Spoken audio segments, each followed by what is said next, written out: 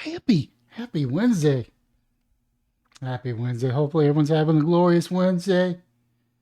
It's a really hot day outside in Austin, Texas. I think my thermometer was 104 while driving home. It's not even August yet. I don't know what August is going to bring. Hopefully August will be a lot cooler. I guess time will tell. That being said, we're going to be talking about something else that's not so hot. San Francisco retail hub is turning into a ghost town. The exodus isn't just about crime, expert says. Although that's not really helping. Let's go ahead and close you out. A slew of closures of retail stores in San Francisco in recent months doubles as the roundup of well-known shopping brands, Whole Foods, Old Navy, or Nordstrom, among others. Nearly half of the stores in the city's downtown shopping district have closed since 2019. The San Francisco Standard found in May. In June, 20 store downtown Westfield Mall said it would stop making payments on a $558 million loan, relinquishing ownership of the shopping center and leaving the fate of the complex is uncertain. I don't think that's how it works. I don't think you could just stop making payments. Dubbed a retail exodus, the trend has spurred criticism focused on crime and homeless, but more complicated set of forces is driving companies away from the city. Experts and former downtown store owner told ABC News. The diminished sense of safety among some shoppers have deterred foot traffic downtown. They said additionally they have pointed to sluggish sales at some stores due in part to a long-standing shift away from brick-and-mortar retails that went into overdrive during the pandemic.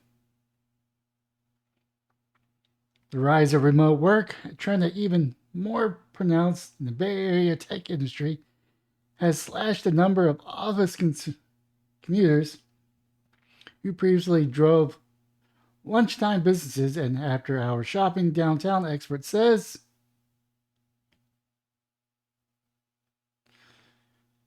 It's all it's all of the above, Wade Rose says, the president of business advocacy group Advance SF told ABC News these dynamics are bigger than the city.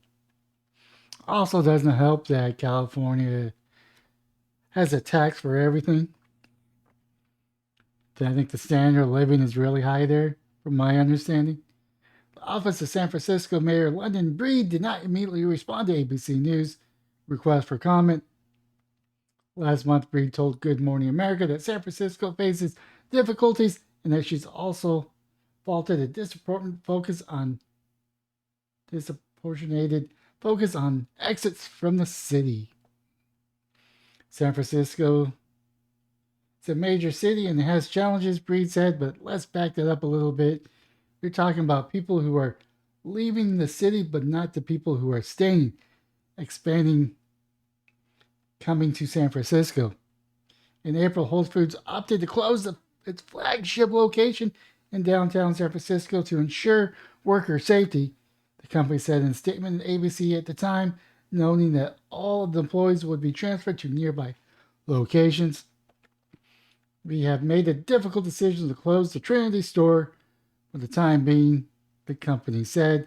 Old Navy, which closed the store in downtown San Francisco in May, shared a statement made by its parent company Gap at the time. Old Navy is always evaluating its real estate portfolio to ensure a healthy fleet of stores that can provide the best possible experience for our customers, the statement said. As a result, we have taken the difficult decisions to close our Market Street store when the lease expires. And we're already working to identify new locations in downtown San Francisco that will better serve the needs of the business and our customers, the statement added. In May, when Nordstrom announced plans to close stores in downtown San Francisco, the company's chief store officer wrote an email obtained by ABC station KGO or KGO. In San Francisco, the dynamics of downtown San Francisco markets have changed dramatically over the past several years, impacting customer foot traffic to our stores and our ability to operate successfully. Not to mention, it's now, I don't know if that law passed or that bill passed. In California, they were proposing a do not stop shoplifter law, saying it is not your duty as an employee or employer to stop shoplifting. When the DAs don't prosecute until it gets to a certain amount, you really can't make a living. You can't keep a business going when all your stuff gets stolen. Overall, crime statistics suggest mixed results. On Sunday, the most recent data available, homicides have climbed nearly 8% this year compared to the same period in 2022, and robberies have risen about 12%.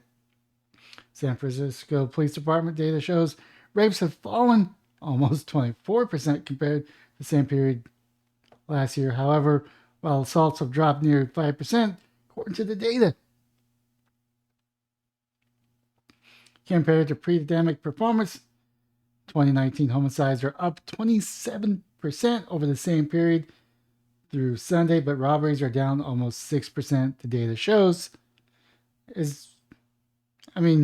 Could it be that no one's calling 911 because they know that they won't, there will be nothing would happen. Maybe a report will be filed, but that'll just be it.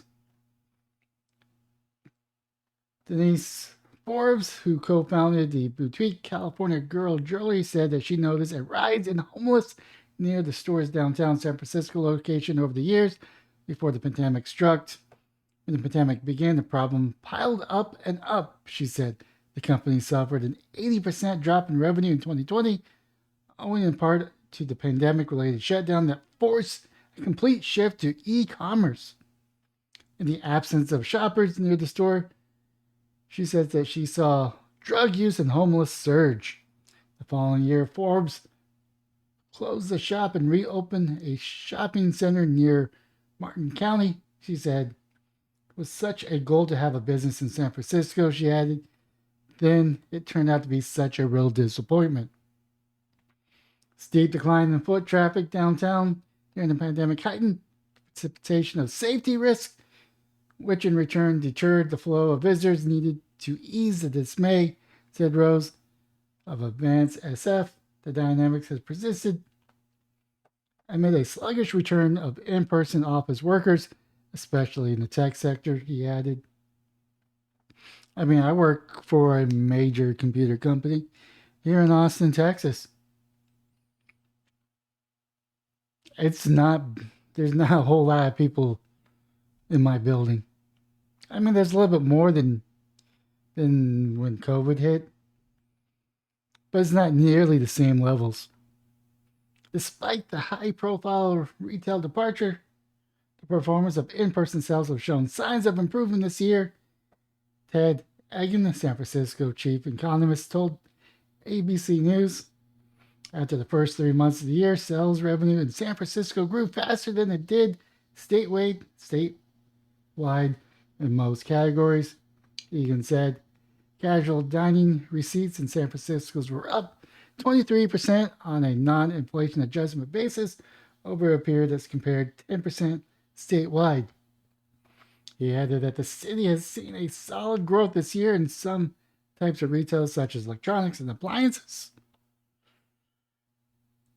Sales at downtown shopping neighborhood Union Squares were up 7.4% on a non-inflation adjustment basis over the first 3 months of the year compared to the same period of 2022. He added, crime is a problem for retailers, Egan said, particularly shoplifting. Over the past 4 years, San Francisco suffered a major economic shock during the pandemic and has been slow to recover, Egan added. Rose says that he envisions a business recovery downtown focused on ensuring safety and reducing apartment rents, but also building parks and other attractions to draw fun-seeking visitors who could replace the lost commuters. There's no silver bullet, Rose said. Issue for San Francisco is what's next. I mean, Austin downtown has seen the same issue. There was a Twitter user highlighting Texas fights. They used to be posting every day in Austin, Texas about a fight that was recorded. I don't know what happened to that account. I followed it, but I haven't seen anything in a month or so. But yeah, the chairman of Austin Downtown Alliances saying that people don't want to go to downtown because it's dangerous even in daylight. Not to mention the homeless problem, and you got all the beggars begging for money. It's just not an environment that strives for business. No one wants to shop around homeless people. No one wants to shop where crime is. No one can shop if they have no money because inflation is eating up any savings that they had. They have to choose between luxury and going grocery shopping. I mean, grocery is a big part of my budget. So we'll see what happens. Doesn't look too good for California, but the issue is that it's not isolated to California, not isolated to San Francisco. Everyone's feeling the pinch in their pocket, and that's also driving traffic down as well. That being said, that is my video for today. Hopefully, you have yourself a wonderful day, morning, or evening.